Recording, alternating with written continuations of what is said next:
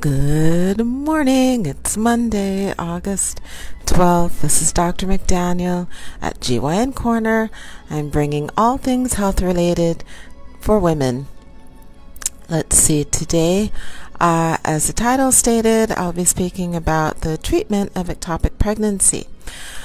Last week I spoke about the signs, symptoms, the diagnosis, the evaluation of ectopic pregnancy, and I spoke about how the most important thing is diagnosing it as soon as possible, because depending on where the location of the pregnancy happens to occur determines how much time one may or may not have before it becomes a health threat. So briefly, an ectopic pregnancy is a pregnancy that occurs outside of the uterus. The fact for all pregnancies is that all pregnancies occur in the fallopian tubes. And if you think of the uterus as a drumstick, then the fallopian tubes are the shoulder, the arms, the wrist, and the hands that extend from the top of that drumstick. The fallopian tubes with their fimbria, or the fingers, they pull up the egg as it pops or is released out of the ovary.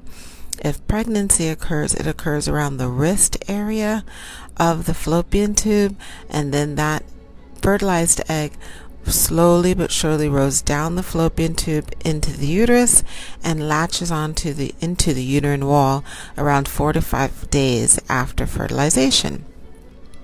If there's a blockage or an impediment to that fallopian tube pathway, or if the tiny little hairs that sweep that egg into the uterus are damaged, they don't work, then that pregnancy will occur in the fallopian tube.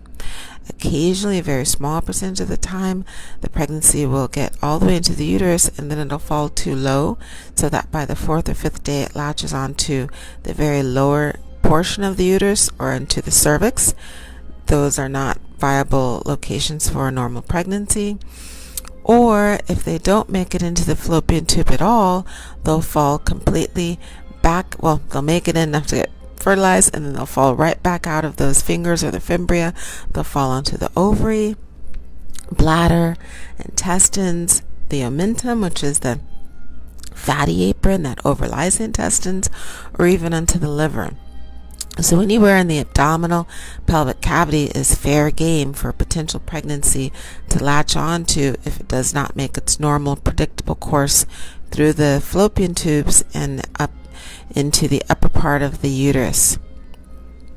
Once an ectopic pregnancy has been diagnosed, and it's diagnosed with a blood hormone number, HCG, or human chorionic gonadotropin hormone, and an ultrasound, both confirm that the pregnancy is an abnormal pregnancy because it's not growing appropriately by virtue of the fact that the hormone levels are inappropriately rising, and it's not in the appropriate location by virtue of the fact that the uterus is empty, does not contain a normal pregnancy for the stage that that pregnancy should be, or for the hormone level that that pregnancy should be.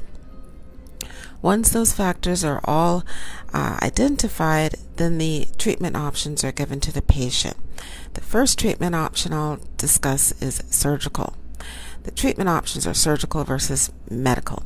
So the surgical option is the gold standard. It's the original option that we only had available to us. And the surgical option was laparotomy, which is opening the abdominal cavity, and then a salpingectomy, which is removing the tube if that pregnancy is in the fallopian tube.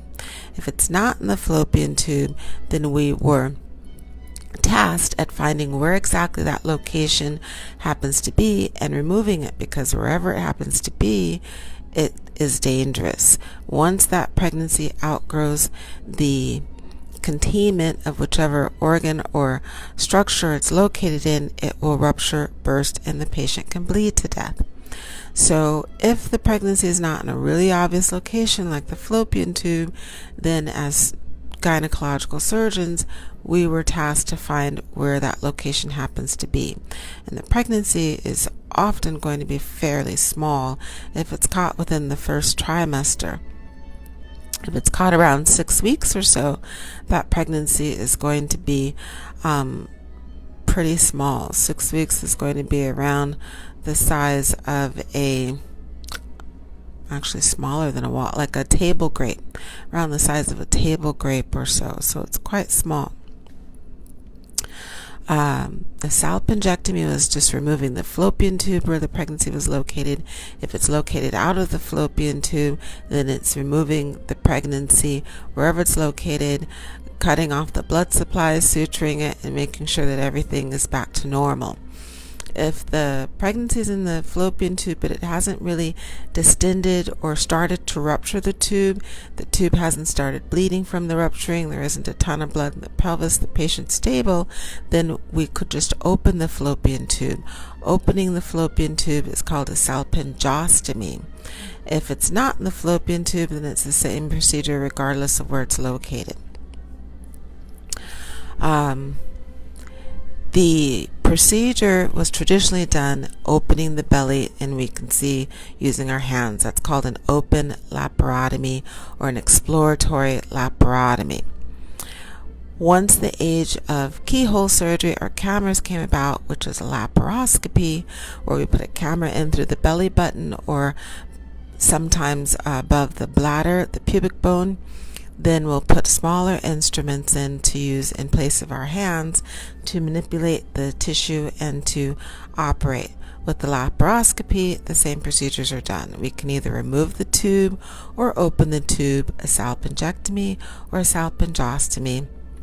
Or if it's not in the fallopian tube, wherever it's located, we isolate the pregnancy by cutting off the blood supply to that abnormally placed pregnancy. We remove the pregnancy, usually with a suction, and then we ligate or suture or cauterize all of the blood supply, making sure that there hasn't been any damage to the surrounding organs, so the bladder, the intestines, or the abdominal wall, ureters, or other blood supply.